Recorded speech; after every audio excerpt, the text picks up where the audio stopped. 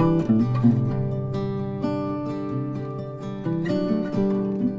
Kerstin Emerson. I'm a gerontologist. I work here at the Care Center, both within the Care Center as well as the Institute of Gerontology here at the University of Georgia. I'm a gerontologist, which means that I study and teach about aging.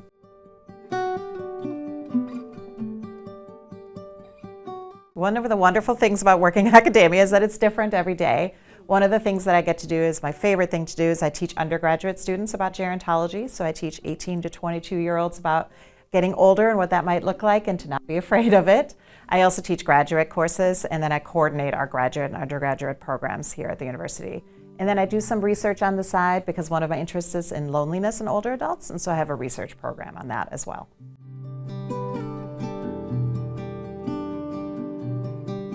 Loneliness is one of my big passions that I love studying, in part because we all know what that feels like, so we can all really relate to it.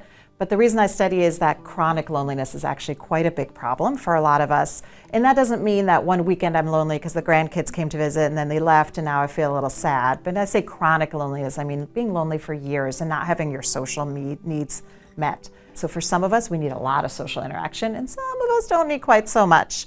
But when those needs aren't being met, it can actually really impact your body and your mental health as well as your physical health. So studies have shown that even your immune system goes down if you're lonely, so you're more susceptible to diseases. You're also more likely to have cognitive issues later in life. You are more likely to have depression and other mental health issues. And in fact, in public health, we talk a lot about outcomes like mortality. You're more likely to die if you're lonely, to die earlier. So it's as bad as smoking or not exercising. But we never talk about those things. We talk a lot about exercise and smoking, but not about loneliness, even though it can be just as bad for you.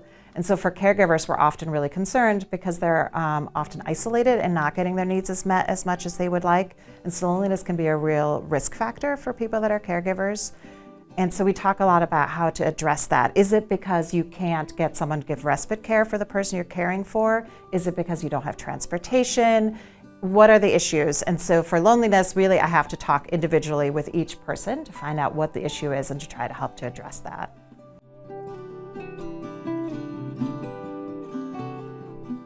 Some of the rewarding things that I get to see every day is I get to see older adults come into the clinic and see them interact with us, with my students, which is a really exciting part for me because I teach so much.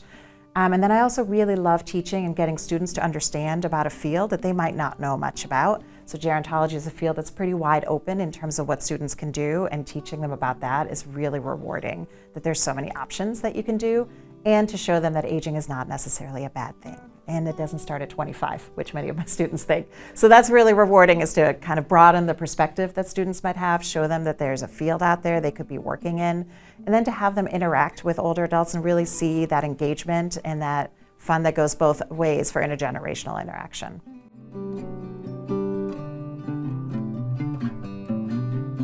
So actually the reason I got into aging is because I did not have a lot of exposure to older adults. I was very much a teenager who had family members, and that was about it. But then in high school I decided to volunteer, and I volunteered at a nursing home. It was life-changing for me. I loved working with older adults. I loved being able to talk to people of a different generation, learn from them, and really get into a world that I didn't know existed before. And so for me, it was actually just getting outside of my usual, very age-segregated world and learning to talk to people that I wouldn't normally have had interactions with.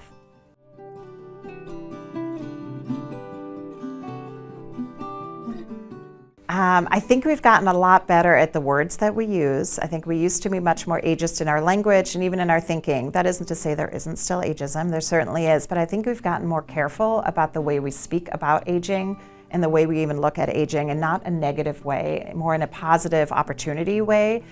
And that's been really nice to see that shift in the way we look at aging. It used to be very much a problem that we needed to solve, rather something that we can embrace and really take pride in and show off. And so that, I think, has shifted.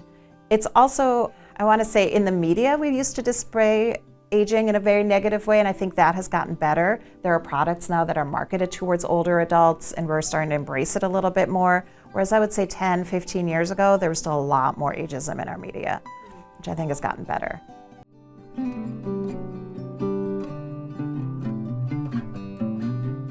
One of the things I love talking about is what is old? At what point does a person become old? Does it magically happen the day you are 65? You wake up and now you're old? No, right? But for a lot of younger people especially, they think there comes a day where now you are old. That's not really how it works, right? It's a progressive aging. And I love talking to younger people about what they think is older. And for some of them, it's very young. And for some of them, it's older, especially if they've had exposure to people that are older, that are active and engaged. And so what is older is a really wonderful question, because especially if you ask older adults themselves, it's usually someone who's a good 20 years older than you. Those people are older, I'm not. And it's really about how you feel. So if you feel active and engaged, then that's really what matters more than the actual number of what is older.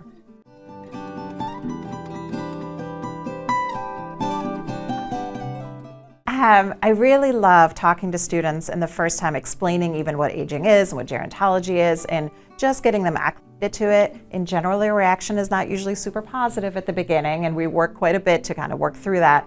And then usually mid-semester, towards the end of the semester, I start seeing some students really connect with the material and get excited about it. And that's really fun, because when people get passionate about something, that's a really cool thing to see. And then we can talk about potentially careers in aging, or how to talk to their grandmothers in a different way, or to appreciate older adults.